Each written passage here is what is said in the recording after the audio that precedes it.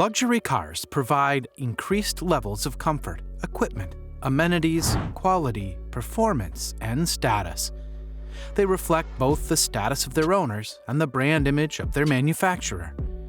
Luxury brands have always ranked above premium brands. Traditionally, most luxury cars were large vehicles, though smaller sports-oriented models were always produced. Compact luxury vehicles such as hatchbacks and off-road capable sport utility vehicles are relatively modern trends. Today, I am going to show you top 10 luxurious cars in the world. Before the start of the video, make sure to leave a like, and if you want to see more content, subscribe to channel. Let's get started. 10. Mercedes-AMG S65. Though soon to be overhauled with the all-new S-Class as the base car, the mechanical makeup of the top-of-the-range performance version of the outgoing S-Class limousine hasn't changed much in more than a decade. Since this car has a leviathan of a twin-turbocharged petrol V12 that produces 621 bhp and 738 pound-feet of torque, you could agree it hasn't needed to.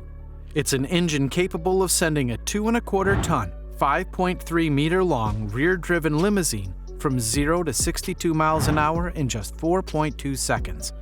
And that's before it's really settled down, found its legs, and got going, don't forget. 9. Alpina B7. If it is exclusivity you crave, do not be fooled by the BMW badge on the long bonnet of the Alpina B7. Of all the supremely special and rare cars on this list, perhaps only the Mercedes Maybach is as unlikely to hove into your view on public roads, and the typical B7 price tag of close to £200,000 after options reflects that. As ever with Alpina, there are two sides its version of a series production BMW model.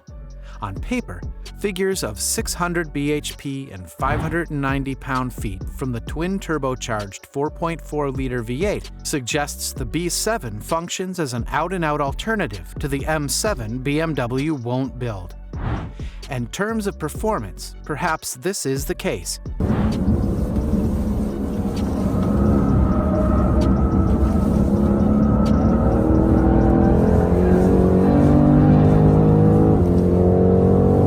The B7 benefits from considerable modifications to both its powertrain and suspension in order to make it not only faster than any other 7 Series, but also better handling. 8. Range Rover SV Autobiography. The top-rung, long-wheel-based Range Rover has come a long way as a luxury car since the Genesis days of the famous SUV upon which it's based. The modern SV Autobiography, hand-finished as it is by Land Rover at its special operations base near Coventry, is a car that's now fully 5.2 meters long and 2.6 tons in weight at its heaviest. It was conceived to take full advantage of the embryonic market for super expensive SUVs and the high regard some have for the Range Rover brand, and it does so quite effectively. 7. Bentley Bentayga. The Bentayga has had an eventful passage through the Autocar road test evaluation process.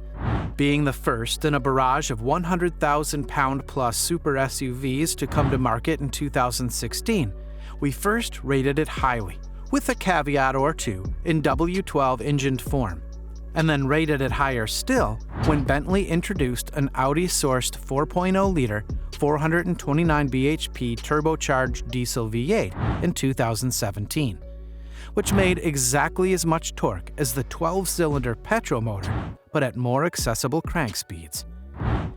Then in 2018, amid the spreading toxicity surrounding diesel engines, Bentley removed the Bentayga diesel from sale in Europe, and with it removed from view what we considered the definitive version of the car. A V8 petrol model augmented the model range in the same year, while a plug-in hybrid arrived in 2019. There is now also the Speed, a 626 bhp, 182,000-pound Payon to excess, before the entire range was given an update for 2020.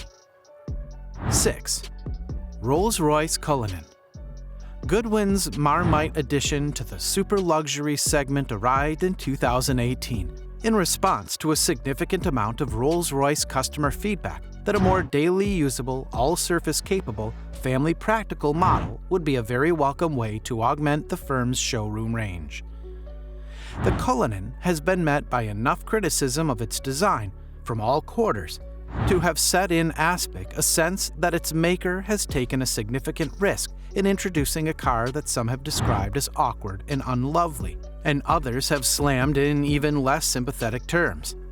But if Rolls-Royce market research holds true, and a year's worth of confirmed orders is a good sign that it will, the collective revulsion of those who wouldn't have bought a Cullinan anyway will do little to prevent it from becoming a commercial success. 5. Bentley Mulsanne, a limousine that's singularly aristocratic, whose presence announces itself from hundreds of yards away, and whose agenda is all about serving the interests of the passenger first and the driver a definite second, may sound appealing in theory.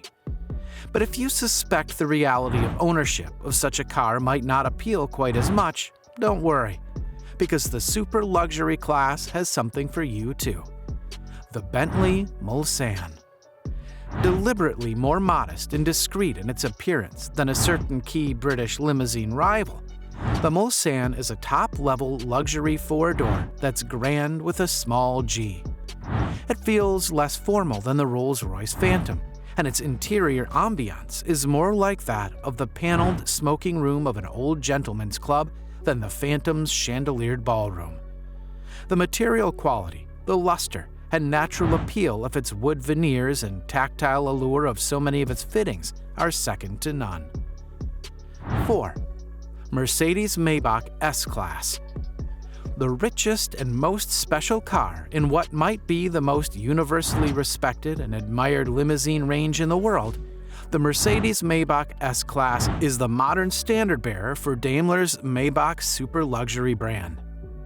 To judge by appearances, you'd say it was at least as much S-Class as Maybach, and that's the result of Daimler's strategic decision, taken a few years ago, to broaden the reach of the Maybach marque by creating halo Maybach models across some of its more normal Mercedes passenger car ranges.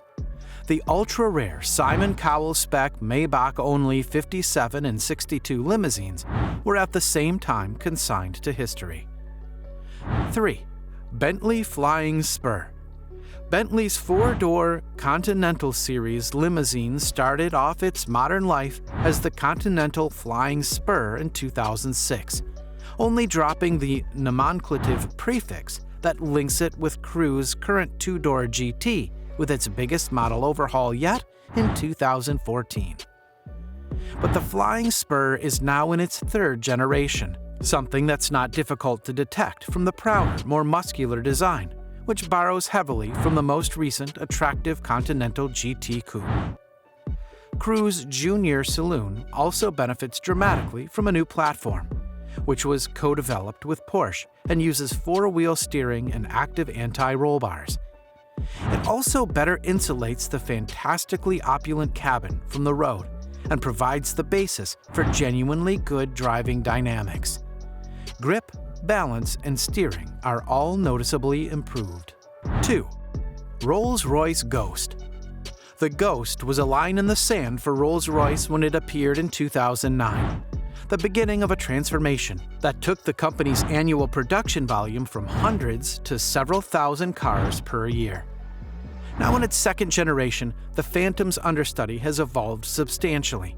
Where the Ghost's mechanical underpinnings were once adapted from those of the BMW 7 Series, it now shares the same architecture of luxury platform as the Cullinan and Phantom.